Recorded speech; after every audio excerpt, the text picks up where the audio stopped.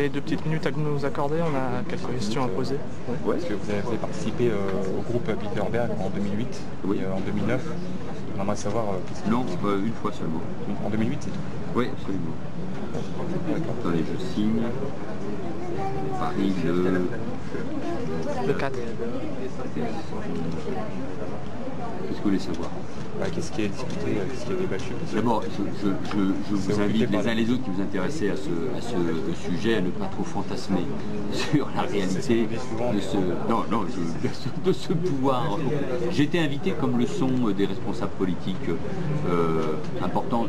Je ne suis pas censé le dire, mais par exemple, il y avait Hubert Védrine, il y avait l'ancien ministre des Affaires étrangères vert, Joschka Fischer, qui était aussi invité à cette conférence pour écouter, pas pour m'exprimer.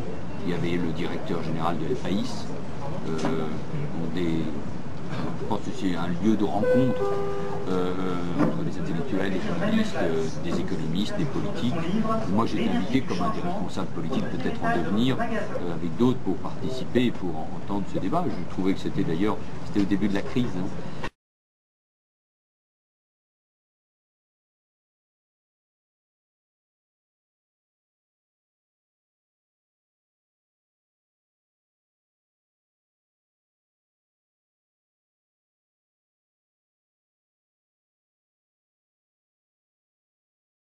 J'ai trouvé ça intéressant. J'ai pas eu le sentiment d'être au cœur d'un vaste complot. C'était peut-être en plein dans la crise, mais ça existe depuis 1954, et puis ça, oui, bien sûr. Ça regroupe des gens qui sont en fonction. Quoi, oui, en fonction, ou plutôt, il y avait Kissinger, hein, j'ai pas l'impression qu'il est en fonction. Jean-Claude Trichet et Pascal Lamy. Il y a Jean-Claude Trichet et Pascal Lamy, eux ils sont influents dans leur institution. On retrouve Kissinger et Rockefeller et compagnie. Oui, bien sûr, compagnie, je ne sais pas ce que ça veut dire compagnie. Mais c'est des lieux, mais comme il en existe beaucoup dans des cercles nationaux, dans des cercles internationaux. Si ça donne le sentiment que c'est un pouvoir des gens qui décident du devenir du monde, je crois qu'on se trompe.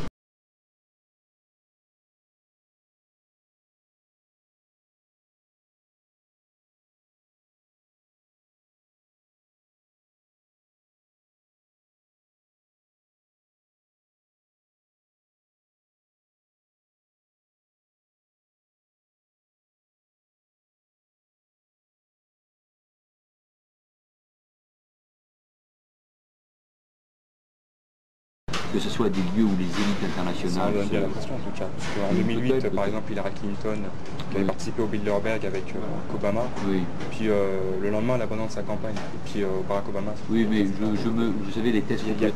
Oui, non, mais je sais, mais il y a plein de... Les thèses complotistes, je pense qu'il faut... Clinton, 91... Je pense pas que ce soit là l'endroit. Je pense pas que Hillary Clinton s'est abandonné face à Obama à cause de ça. Ce qui est le plus troublant, c'est Herman Van Rompuy qui a été reçu 5 jours avant par le groupe Bilderberg, 5 jours avant d'être nommé à la tête du Conseil européen. Vous êtes jeune, donc malheureusement ou heureusement, abandonner les thèses complotistes qui est d'une finance internationale, de la spéculation, des gens qui pensent la même chose et de la pensée unique, ça c'est incontestable, ici ou ailleurs. Mais c'est-à-dire... Il n'y a même pas besoin que les gens se réunissent pour qu'on puisse le critiquer. Moi ça m'a intéressé parce que c'était l'occasion aussi d'écouter des avis très différents sur des sujets extrêmement... et même s'il y a une règle, quand on est invité, c'est de ne pas trop dire ce qui s'est passé. Enfin, c'est ça qui attire les soupçons. Oh oui, peut-être. Donc invitez-les à faire de la transparence. Merci.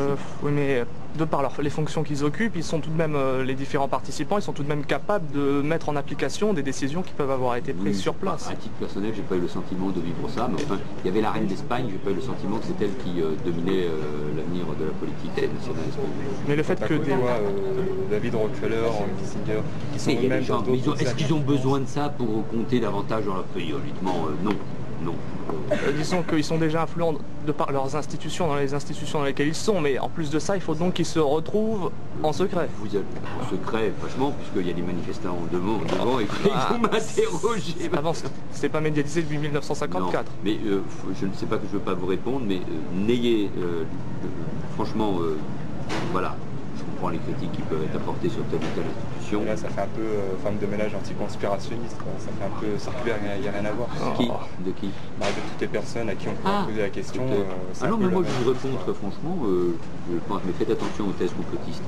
Selon vous, est-ce que ça a une légitimité démocratique, le fait que des journalistes puissent discuter avec des hommes politiques Parce qu'il y a du monde qui attend. Une légitimité démocratique, je crois que c'est pas absolument pas le but. La démocratie, c'est le choix des citoyens, c'est le peuple, mais vous ne pouvez pas interdire à des gens de se réunir. Je ne peux pas vous interdire de me questionner, etc. On a bien l'impression que le clivage droite-gauche présenté par les médias, on se paye la tête du bon peuple, si je puis dire. Le club du siècle, par exemple, beaucoup d'êtres membres aussi. Et alors, qu'est-ce que vous voulez dire que des hommes politiques de droite, de gauche, qui sont essentiellement mondialistes, pour la plupart. Oui, au cœur même du complot judéo-maçonnique. Mais ça aussi, mais vous êtes pour une gouvernance mondiale. Non, et puis il y a même des gens qui expliquent que, par exemple, les attentats du 11 septembre n'ont pas eu lieu. Non, pas qu'ils n'ont pas eu lieu, non, Stéphane. Ah bon, mais qui dit... Il se pose des questions sur la version officielle. Ah voilà, donc nous y sommes là. Donc nous posons une question sur la version officielle. Oui, mais voilà, donc les mêmes qui critiquent le Bilderberg, qui mettent en cause le siècle... Attendez, les mêmes... en question le 11 septembre, mais qui ne parlent jamais du Bilderberg. Mais c'est étrange, les mêmes qui parlent du Bilderberg, les mêmes qui parlent du complot mondialiste, du siècle, etc., sont les mêmes, comme vous, messieurs, qui posent des questions sur le 11 septembre. Donc notre entretien est terminé parce que... Non, vous êtes des gens qui se posent des questions qui malheureusement sont assez inquiétantes, surtout quand on est aussi jeune que vous. Mais les mêmes qui se retrouvent dans ces groupes... Et c'est les mêmes qui ensuite, je vous l'accorde, nient la Shoah. Donc, là c'est terminé. Je vous remercie. Et les mêmes personnes qui se réunissent au Bilderberg, ce sont les mêmes qui font la promotion d'une idée de gouvernance mondiale. Jacques Attali, Herman Van Rompuy, sympathiques, comme vous, qui nient la Shoah. Non, on a la limite. Non, mais quand on nie le 11 septembre et quand on nie la Shoah, c'est qu'il y a le 11 septembre. Et puis personne ne nie le 11 septembre. Allez, au revoir. Je sais que le sujet est un peu bancal. Bonne fin de journée et surtout reprenez vos esprits. C'est important. N'oubliez pas, la confiance n'exclut pas le contrôle. Non, bien sûr, mais si vous aviez été dans la tour du 11 septembre, je pense que vous l'auriez pas nié. Ce sont les familles des victimes qui demandent une réouverture d'une enquête. Non, mais c'est peut-être même le complot judéo-maçonnique qui vous êtes une femme de ménage anti-conspirationniste. Allez, au revoir. Merci, c'est gentil, au revoir.